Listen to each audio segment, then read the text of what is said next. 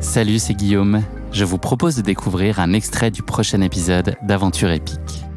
Aventure épique, c'est le podcast qui vous fait vivre dans chaque épisode une aventure en plein air à couper le souffle.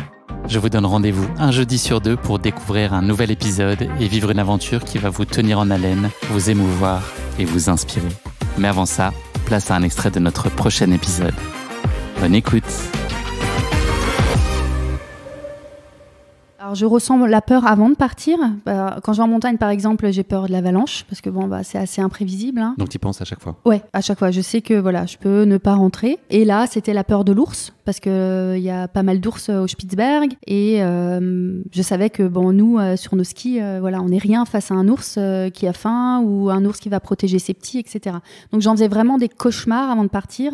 Et il y avait des gens autour de moi qui me disaient tu vas te faire manger par un ours, c'est trop dangereux. On m'envoyait des vidéos d'ours, on m'envoyait des photos d'ours, etc. Donc sympa les copains. non mais vraiment. Donc du coup, à un moment je leur ai dit mais foutez-moi la paix avec ces ours quoi. Donc j'avais vraiment peur. Les 2-3 premiers jours, j'y pensais quand j'étais sur mes skis. Je voulais jamais être la dernière de la file, mais j'ai appris qu'au final, un ours, c'est pas qu'on n'a aucun odorat, quoi, nous, les humains.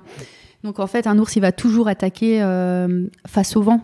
T'as peur, justement? Est-ce que t'as le sentiment, là, t'as un certain nombre d'expériences sur lesquelles tu t'es lancé. Est-ce que t'as le sentiment qu'elle évolue quand même? Est-ce qu'il y a aussi de l'expérience qui se crée, une gestion qui est différente aujourd'hui de la peur que celle que tu aurais pu avoir il y a 10 ans? Est-ce qu'on apprend? Est-ce que ça se domestique un peu plus? Je pense que c'est au fur et à mesure des expériences aussi qu'on progresse, qu'on apprend sur soi, qu'on sait qu'au final, on est capable de faire telle chose. J'ai vécu pire la fois d'avant, donc pourquoi pas cette fois-ci?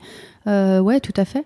Comment est-ce qu'elle est née, cette envie et puis cette idée de se lancer dans ce projet-là? C'était quand et puis qu'est-ce qui t'a décidé? En fait, à la base, je voulais faire l'Everest en 2024. C'était mon rêve.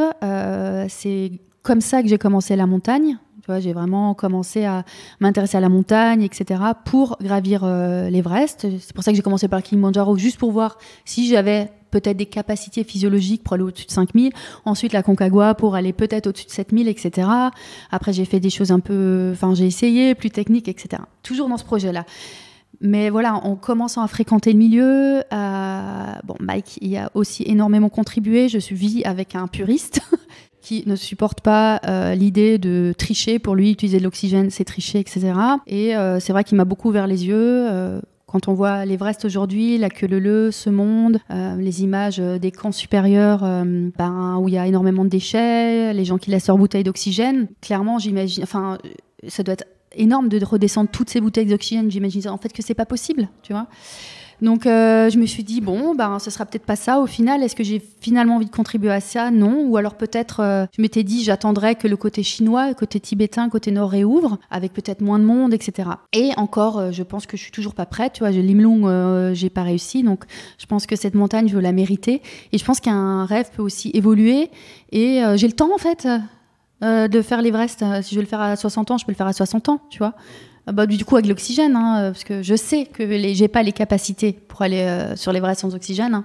Il y a 2% de personnes qui sont capables sur Terre. Donc voilà, je me suis dit il faut que je fasse quelque chose de pur. Je voulais pas me retrouver à faire la queue quelque part, donc je voulais quelque chose qui a été peu fait et je voulais croiser personne en fait. Et c'est comme ça que j'en ai parlé à Jérôme Brisbourg, qui est le mari d'une amie et qui a fait l'Everest. Il a fait les 7 sommets, puis il a fait pôle Nord, pôle Sud, pas mal de petites expés. Il m'a dit moi je pars au Svalbard, il reste une place. Et je dis quoi, Svalbard? Ok, j'ai commencé à étudier le projet et c'est comme ça que je me suis inscrite, que j'ai rejoint l'équipe et que j'ai commencé à m'entraîner. Est-ce que tu peux nous parler de ta préparation? C'est quoi les grands chantiers, les choses peut-être un peu particulières que tu as pu mettre en place? Tu avais notamment une poulka à tirer de 70 kilos, donc j'imagine que ça se découvre pas quand on arrive sur place. Qu'est-ce que tu as pu faire? Combien de temps avant tu as commencé? Qu'est-ce qui était très spécifique à cette aventure-là? J'ai vraiment commencé à m'habituer à tirer du lourd. Donc, il a fallu que je tire des pneus. Voilà. J'ai commencé par un pneu, après par 2 pneus, suivant le terrain. La friction, en fait, qui se crée sous le pneu, c'est ce qui qui crée plus de poids, en fait, de résistance. Et donc j'ai commencé comme ça, je suis passée un peu pour une tarée en Alsace, tirer mes pneus en pleine forêt, mais j'ai un ami qui m'a accompagnée. Au poids, je sais pas, mais c'est vraiment selon le terrain où tu te trouves. Quand tu es sur de la neige qui colle pas, c'est hyper facile, mais quand tu es sur un terrain avec des cailloux ou avec de l'herbe, mais l'herbe, ça frictionne énormément sous les pneus, c'est hyper difficile, même un pneu. Donc voilà, c'est comme ça que j'ai commencé l'entraînement. Puis après, il a fallu aussi que je me mette sur des skis, parce que je suis pas une incroyable skieuse skieuse non plus. Je faisais du snowboard, je faisais un peu de ski skating, ski de fond, mais voilà. Donc il a fallu que je m'habitue au ski. Donc j'ai fait un stage de préparation dans le Jura avec un guide, Franck. Et puis voilà, je me suis dit allez feu. Hein.